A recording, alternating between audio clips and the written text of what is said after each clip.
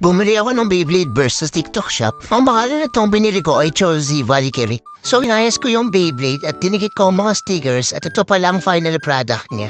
Tinry kong milaban ang Valkyrie sa iba pang Beyblade Burst na nabili ko rin sa TikTok shop para malaman ko kung gaano ba kalakas to. Kung mapapansin nyo, ang likot-likot ng Valkyrie, kaya siya malikot dahil attack type siya. Ang masama rito, ang laki-laki na niya tapos attack type pa siya kaya nakakatakot talaga siya kalabanin. Nakikita rin dito sa video kung paano niya minama yung kulay puting Beyblade Burst. Para bang minamaldato niya na walang kalaban-laban. Pag mag-isa lang pala ako, pinaglalaban ko ang Valkyrie at iba pang Beyblade at grabe pinapatalsik tulad dun sa video nakita kung paano niya pinapatalsik yung mga kalaban. Kaya hindi rin magiging boring yung laban kasi ang likot-likot itong Valkyrie at masasabi kong isa to sa mga paborito kong gamitin na Beyblade Burst dahil bukod sa masaya to panoorin, ang lakas-lakas pa kaya hindi ka matalo pagka nakipaglaban ka kung kani-kanino.